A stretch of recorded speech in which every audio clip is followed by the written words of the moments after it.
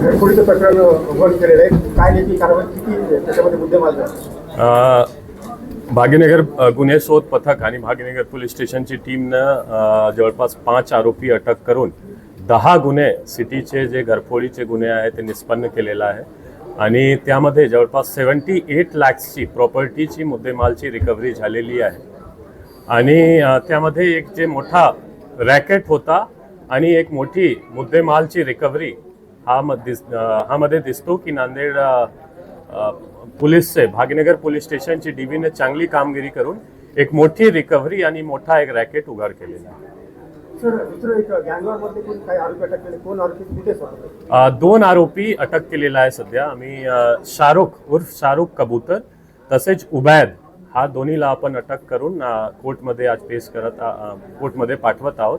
हा दोन्हीच्या फिजिकल आणि डायरेक्ट इन्व्हॉल्वमेंट होता जे भाग्यनगरमध्ये 4 तारीखच्या मर्डर झाला होता. शेवटचा प्रश्न की गुन्हा केल्यानंतर त्यानं वेश बदलला होता का पोलिसांनी त्याला पकडले किंवा असा दिसतो की ते हेड शेव केला होता आणि मूछ त्यांनी ग्रो केला होता. त्यांचे प्रयत्न होता की पोलीस आम्हाला ओळखू नये किंवा आजूबाजू फोटोमध्ये आम्ही त्याच सारखा दिसू नये त्यांचे प्रयत्न होता आणि ते सेल्फ बूस्ट पण करत होता की आम्ही कबूतर आहोत आणि गुन्हा कळल्यानंतर आम्ही पळून जातो, आम्ही पोलीस आम्हाला पकडू शकत नाही. पण असा झालेला नाही. नांदेड जिल्ह्याला यश आलेला आहे आणि त्यांना आपण पकडून लॉच्या समोर घेऊन जात आहोत. कबूतरचे मोठा क्राईम हिस्ट्री आहे. त्यांच्यावर MPDA सुद्धा प्रपोज होता आणि असा दिसतो की 10-12 गुन्हे त्यांच्यावर आहे, प्रॉपर्टी ऑफेन्स आणि बॉडी ऑफेन्स दोन्ही.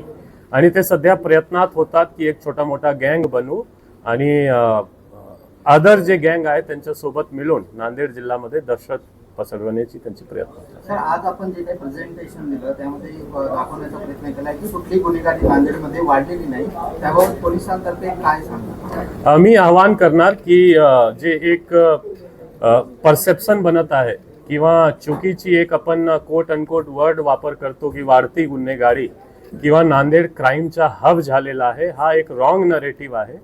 एकही पॅरामीटर्समध्ये किंवा एकही मुद्द्यामध्ये आपण असा जर कम्पेअर करू इयर ऑन इयर किंवा क्वार्टर ऑन क्वार्टर क्वांटिटेटिव्हली तर काही गुन्ह्यामध्ये इनफॅक्ट डिक्रीजिंग ट्रेंड आहे. नांदेड जिल्हा पोलीसनं चांगली कामगिरी मागच्या 1-2 वर्षमध्ये केलेला आहे.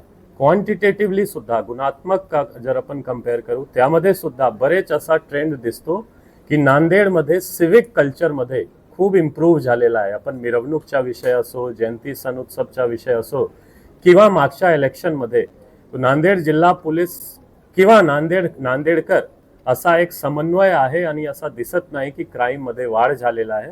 तो इसे बरेच इंडस्ट्री पण आहे, सर्व्हिस इंडस्ट्री आहे, मेडिकल इंडस्ट्री आहे, एज्युकेशन इंडस्ट्री आहे. हा सर्व मध्ये जर आपण चुकीची नरेटिव्ह किंवा एक फॉल्स नरेटिव्ह देणार की वाढती गुन्हेगारीचा हब, तो हा सिटीचा पण बदनामी आहे, नुकसान आहे. इथे मोठा धार्मिक इन्स्टिट्यूशन आहे, एक पवित्र गुरुद्वारा आहे, सिटीची वेगळी एक एअरपोर्ट आलेला आहे, रेल्वेच्या डिव्हिजनल ऑफिस आहे. हा सर्व असताना एक चुकीची नरेटिव्ह जाऊ नये म्हणून आम्ही हे प्रेझेंटेशन देऊन कंपॅरिझन दाखवलेलं आहे. कबूतर गँग आहे, टोकन नाव आहे काही गँग